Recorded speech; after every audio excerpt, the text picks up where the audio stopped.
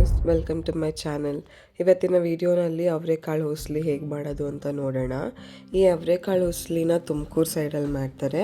ನನಗಿದನ್ನು ಹೇಳ್ಕೊಟ್ಟಿದ್ದು ನಮ್ಮ ಚಿಕ್ಕಮ್ಮ. ಸೊ ಈ ರೆಸಿಪಿನ ನಾನು ನಿಮಗೆ ತೋರಿಸ್ಕೊಡ್ತಾ ಇದ್ದೀನಿ. ಆಲ್ಮೋಸ್ಟ್ ತುಮಕೂರಲ್ಲಿರೋರಿಗೆಲ್ಲ ಈ ರೆಸಿಪಿ ಗೊತ್ತೇ ಇರುತ್ತೆ, ಬಟ್ ಆದರೆ ನಾನು ಇವಾಗ ನಿಮಗೆ ಗೊತ್ತಿಲ್ಲದಿರೋರಿಗೆ ತಿಳಿಸ್ಕೊಡ್ತಾ ಇದ್ದೀನಿ.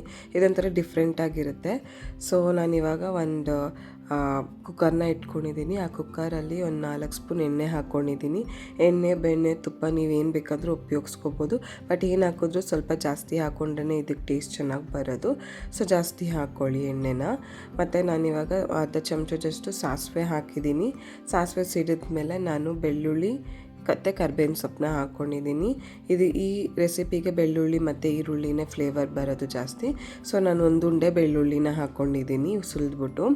ಸೊ ಇವಾಗ ಅದನ್ನು ಎಲ್ಲ ಫ್ರೈ ಮಾಡ್ಕೋಬೇಕು. ನೆಕ್ಸ್ಟು ನಾನು ಒಂದು 5ರಿಂದ 6 ಹಸಿಮೆಣ್ಸಿನ್ಕಾಯಿನ ಹಾಕ್ಕೊಂಡಿದ್ದೀನಿ. ನಿಮ್ಮ ಫ್ಲೇವರಿಗೆ ತಕ್ಕನಂಗೆ ನೀವು ಹಸಿಮೆಣ್ಸಿನ್ಕಾಯಿನ ಹಾಕ್ಕೋಬೋದು, ಖಾರ ಕಮ್ಮಿ ಜಾಸ್ತಿ ಮಾಡ್ಕೋಬೋದು. ಸೊ ಕ್ಲೀನಾಗಿ ಎಣ್ಣೆಯಲ್ಲಿ ಅದರದ್ದು ಫ್ಲೇವರೆಲ್ಲ ಬಿಟ್ಕೊಳ್ಳೋವರೆಗೂ ಸ್ವಲ್ಪ ರೋಸ್ಟ್ ಮಾಡ್ಕೊಳ್ಳಿ. ನೆಕ್ಸ್ಟು ನಾನು ಇಲ್ಲಿ ಸ್ವಲ್ಪ ಹಿಂಗನ್ನ ಬಳಸಿದ್ದೀನಿ. ಹಿಂಗು ನೀವಿದ್ರೆ ಹಾಕ್ಕೋಬೋದು, ಇಲ್ಲ ಅಂದರೆ ಕೂಡ ಸ್ಕಿಪ್ ಮಾಡ್ಕೋಬೋದು. ಹಿಂಗೆ ಬಳಸಿದ್ರೆ ಫ್ಲೇವರ್ ಚೆನ್ನಾಗಿರುತ್ತೆ ಅನ್ನೋದಕ್ಕೋಸ್ಕರ ನಾನು ಹಾಕಿದ್ದೀನಿ. ನೆಕ್ಸ್ಟು ನಾನು ಇದಕ್ಕೆ ಒಂದು 4ರಿಂದ 5 ಆಗುವಷ್ಟು ಮೀಡಿಯಮ್ ಸೈಜ್ ಈರುಳ್ಳಿನ ಬಳಸಿದ್ದೀನಿ. ಈರುಳ್ಳಿ ನೀವು ಎಷ್ಟು ಹಾಕಿದ್ರೂ ಚೆನ್ನಾಗಿರುತ್ತೆ ಈ ರೆಸಿಪಿಗೆ. ಸೊ ಕ್ಲೀನಾಗಿ ಒಂದು ಹಾಫ್ ಮೂನ್ ಸೈಜಲ್ಲಿ ಕಟ್ ಮಾಡಿಕೊಂಡು ನಾನು ಇದನ್ನು ಇವಾಗ ಸ್ವಲ್ಪ ಪಿಂಕ್ ಬರೋವರೆಗೂ ರೋಸ್ಟ್ ಮಾಡ್ಕೊಂಡಿದ್ದೀನಿ. ಅದಾದಮೇಲೆ ನಾನಿವಾಗ ಒಂದು ಅರ್ಧ kg ಅವರೆಕಾಳನ್ನ ಬಿಡಿಸಿ ತೊಳೆದು ಹಾಕ್ಕೊತಾ ಇದ್ದೀನಿ. ಇದಕ್ಕೆ ಎಳೆ ಅವರೆಕಾಳಲ್ಲಿ ಮಾಡಿಕೊಂಡು ತುಂಬಾ ಚೆನ್ನಾಗಿರುತ್ತೆ. ಸೊ ನಾನಿವಾಗ ಅರ್ಧ kg ಆಗುವಷ್ಟು ಅವರೆಕಾಳನ್ನ ಬಿಡಿಸಿ ಹಾಕ್ಕೊಂಡಿದ್ದೀನಿ. ನನಗೆ ಮತ್ತು ನನ್ನ ಹಸ್ಬೆಂಡ್ಗೆ ಇಬ್ಬರಿಗೆ ಆಗೋಷ್ಟು ತೋರಿಸ್ತಾ ಇರೋದು. ಸೊ ಇದು ನಾನು ಒಂದು 2 ಟೈಮ್ಗೆ ಆಗೋಷ್ಟು ನಮಗಾಗುತ್ತೆ. ಸೊ ಇಬ್ಬರಿಗೆ ಪೋರ್ಷನ್ಗೆ ಇದು ಕರೆಕ್ಟ್ ಆಗುತ್ತೆ. ಸೊ ಇದು ನಾನಿವಾಗ ಉಪ್ಪನ್ನ ಹಾಕ್ಕೊಂಡಿದ್ದೀನಿ. 1 ಟೇಬಲ್ ಸ್ಪೂನ್ ಹಾಕ್ಕೊಂಡಿದ್ದೀನಿ. ರುಚಿಗೆ ತಕ್ಕಷ್ಟು ನೀವು ಹೆಚ್ಚು ಕಮ್ಮಿ ಮಾಡ್ಕೋಬೋದು. ಸೊ ನಾನು ಸ್ವಲ್ಪ ಉಪ್ಪು ಹಾಕಿದ್ಮೇಲೆ 1 ನಿಮಿಷ ಇಲ್ಲ 30 ಸೆಕೆಂಡ್ಸ್ ಅಷ್ಟು ಕ್ಲೀನಾಗಿ ಒಂದು ಸ್ವಲ್ಪ ಎಣ್ಣೆನಲ್ಲಿ ಫ್ರೈ ಆಗೋವರೆಗೂ ನೋಡ್ಕೋಬೇಕು. ಆಮೇಲೆ ನಾನು ಇದಕ್ಕೆ 1-1.5 ಗ್ಲಾಸಷ್ಟು ನೀರು ಹಾಕ್ಕೋಬೇಕು. ಕನ್ಸಿಸ್ಟೆನ್ಸಿ ನೋಡಿಕೊಂಡು ನೀವು ಹಾಕ್ಕೋಬೋದು. ನಾನು 1.5 ಗ್ಲಾಸಷ್ಟು ಹಾಕ್ಕೊಂಡಿದ್ದೀನಿ. 1.5 ಗ್ಲಾಸ್ ನೀರು ಹಾಕ್ಕೊಂಡು ಸ್ವಲ್ಪ ಕುದಿಯೋಕ್ಕೆ ಬಿಡಬೇಕಾಗತ್ತೆ. ಸ್ವಲ್ಪ ಕುದ್ಮೇಲೆ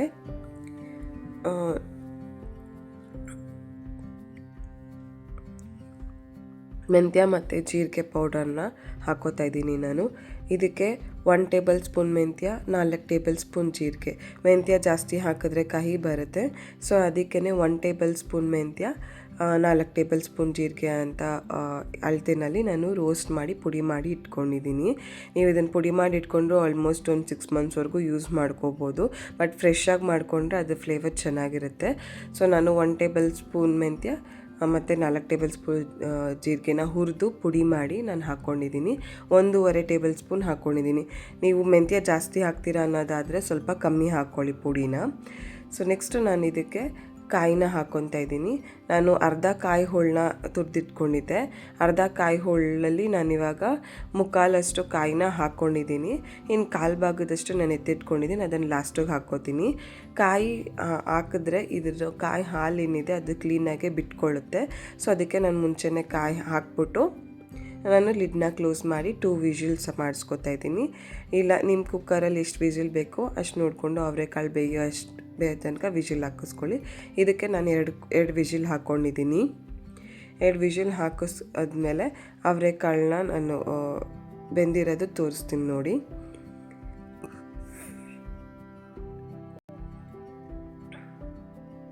ಸೊ ನೀವು ಇವಾಗ ನೋಡ್ತಾ ಇದ್ದೀರಲ್ಲ, ಸೊ ಈ ಥರ ಆಗಿದೆ ನಮ್ಮ ಮನೆ ಅವರೆಕಾಳು ಹುಸ್ಲಿದು. ಸೊ ಇವಾಗ ನೆಕ್ಸ್ಟು ನಾನು ಮತ್ತೆ ತಿರ್ಗಾ ಗ್ಯಾಸ್ ಅಂಟಿಸ್ಕೊಂಡು ಸಣ್ಣ ಉರಿನಲ್ಲಿ ಇಟ್ಕೊಂಡಿದ್ದೀನಿ.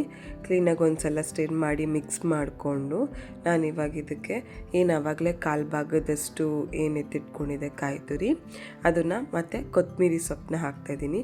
ಕೊತ್ತಂಬರಿ ಸೊಪ್ಪು ಫ್ರೆಶ್ನೆಸ್ಗೋಸ್ಕರ, ಆ ಫ್ರೆಶ್ನೆಸ್ ಏನಿರುತ್ತೆ ಫ್ಲೇವರ್ ಚೆನ್ನಾಗಿ ಬರುತ್ತೆ. ಸೊ ಕೊತ್ತಂಬರಿ ಸೊಪ್ಪನ್ನ ಹಾಕ್ಕೊತಾ ಇದ್ದೀನಿ ಮತ್ತು ಕಾಯಿ ಹಾಕ್ಕೋತಾ ಇದ್ದೀನಿ. ಇದನ್ನು ಹಾಕೋದ್ಮೇಲೆ ಕ್ಲೀನಾಗಿ ಒಂದು ಸಲ ಮಿಕ್ಸ್ ಮಾಡಿ ನೀವು ಕನ್ಸಿಸ್ಟೆನ್ಸಿ ನೋಡಿಕೊಂಡು ಅಡ್ಜಸ್ಟ್ ಮಾಡ್ಕೋಬೋದು.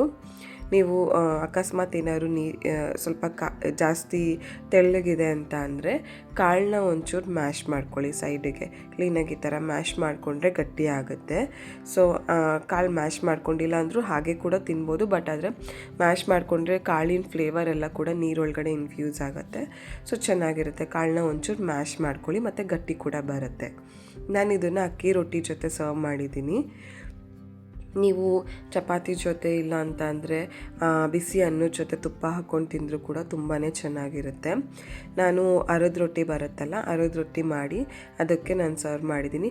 ಮತ್ತು ಇದನ್ನು ನೀವು ಬಳದ ರೊಟ್ಟಿ ಅಂತ ಮಾಡ್ತಾರಲ್ಲ, ಆ ಬಳದ ರೊಟ್ಟಿ ಜೊತೆ ಮಾಡ್ಕೊಂಡು ತಿಂದರೆ ತುಂಬಾ ಚೆನ್ನಾಗಿರುತ್ತೆ. ಸೊ ನೀವು ಅದನ್ನು ಟ್ರೈ ಮಾಡಿ ನಂಗೆ ಹೇಗಿದೆ ಅಂತ ಕಮೆಂಟಲ್ಲಿ ತಿಳಿಸಿ, ಮತ್ತು ಸಬ್ಸ್ಕ್ರೈಬ್ ಮಾಡ್ಕೊಳ್ಳಿ.